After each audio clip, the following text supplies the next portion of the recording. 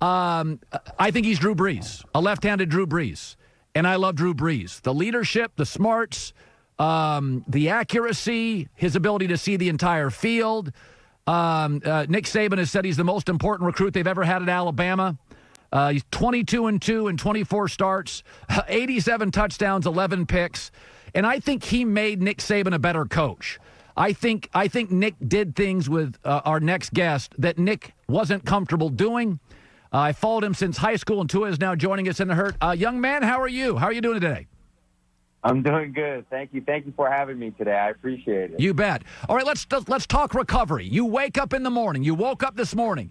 How does your ankle feel? How do you feel? How does your hip feel? Oh, everything feels good right now. I woke up this morning. Actually, I had visits with the team So I had virtual visits this morning. I wasn't too worried about my health at that point. Let me ask you: when you talk to teams, you can mention the teams if you want. You don't have to. What do you guys talk about? What do they ask you about? Well, it's a little more in depth of getting to know you as a person, getting to know you outside of football, and then they get into a lot of plays, a lot of what you ran in college, and they'll go over some of their plays for you to sort of regurgitate to them. But there's been a variety of ways a lot of the teams have done it, but that's kind of the way they've been going. You are a pocket passer with the ability to roll and throw, but I see you strictly as a pocket guy with very, very good feet. You're obviously very athletic. Go back to high school. You could have run for a lot of touchdowns, but you always feel to me much more comfortable sitting in that pocket, reading the field, and delivering strikes. Has that been you since you grabbed a football at 8, 9, 10 years old? Man, I just say, however the situation goes, that's just how I'm going to react to it. Whether it's me needing to extend the play with my feet or with my arm, I wouldn't say it's either or. It's whenever the time calls for me to get out the pocket or stay in the pocket, that's what I'll do. Nick Saban is known as a pretty conservative coach. Go back to your freshman year. You and Nick hit it off. Why do you think he trusted you so much? He gave you more latitude? Like, did you and Nick hit it off even in your first recruiting situation? I would say we didn't hit it off just like that. It was the relationship I had with Coach Saban was the same relationship any of the other players had on the team. If you wanted to talk to him, he was more than available to talk. But other than that, I mean, he was just our coach. He was just someone who we all looked up to, especially because of the success he's had throughout the course of his years at Alabama. But I would say it kicked off more so when I became the starter of the football team. I spent a lot more time with him in his office. He'd want more meetings just individually with me.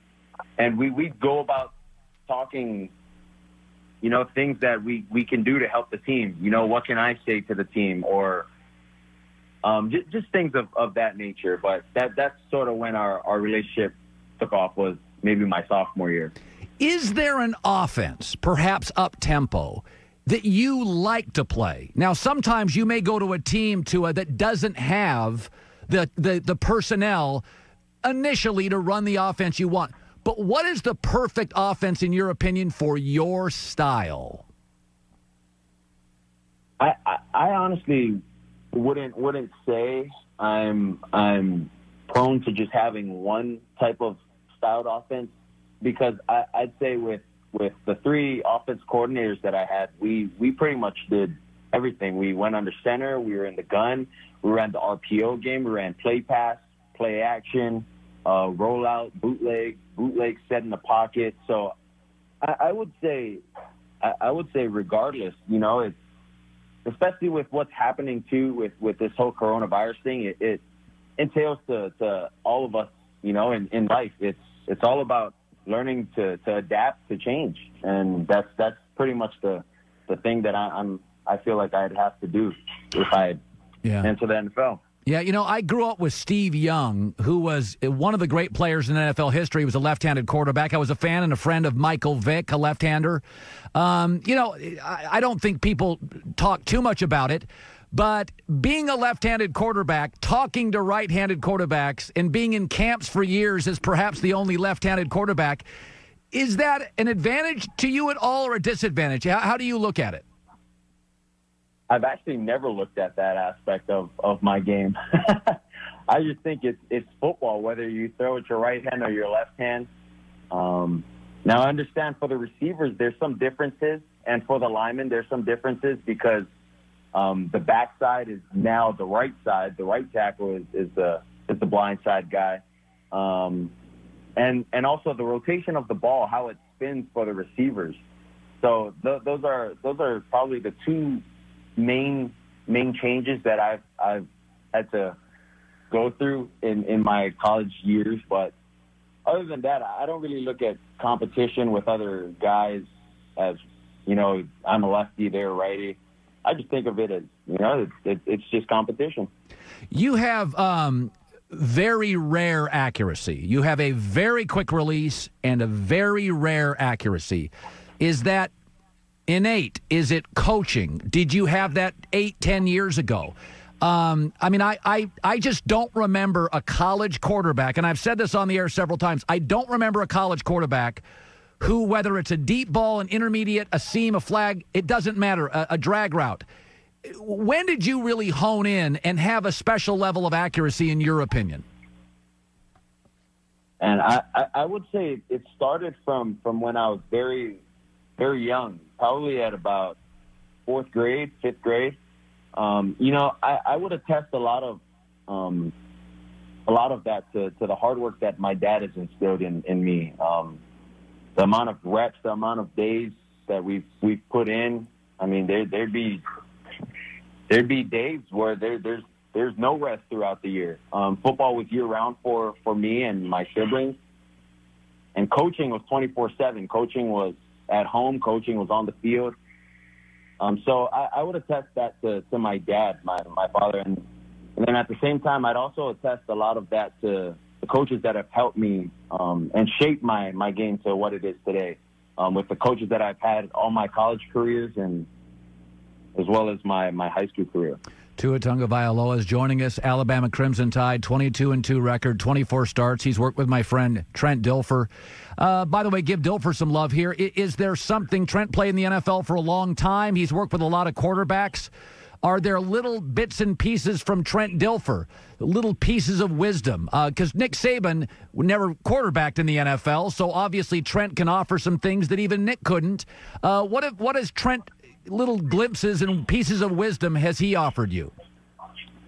Well, I don't want to give too much of what Trent gives me, but Trent has been a huge asset for not just me but my family as well.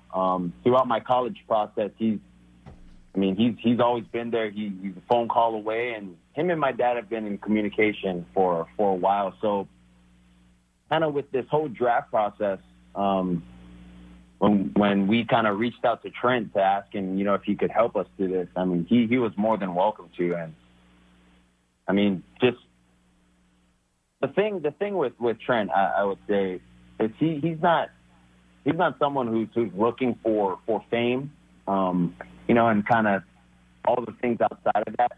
Really, his thing with me is trying to help me become the best CEO I can of my brand or my company, or, kind of as a person. But at the same time, learning from the mistakes that he's made in the NFL and sort of leading me in a path that I don't make those same mistakes. Do you have a gut feeling this morning, talking to all these teams, when you put your head down on the pillow at night, is there a team you think to yourself, I think they like me. They talked to me today. Do you have a feeling where you're going to go? I don't. I don't. That's the scary thing. I'm not too sure I'll be living next year. Yeah. At about this time, because all the teams that I've talked to, they've all been really, really good. So it's tough to tell. When I was a kid, I remember getting into I had a little motor scooter, and I got into a wreck, and it ripped up. I got hurt. And I remember my dad saying, you got to get right back on the bike. Because if you don't get back on it after you're hurt, you'll be afraid to get on it. And you've had some injuries. How do you avoid not thinking about those when you're on the field? Get right back on the bike, play, not thinking about injuries. How do you do that mentally? Well, I think first off, it's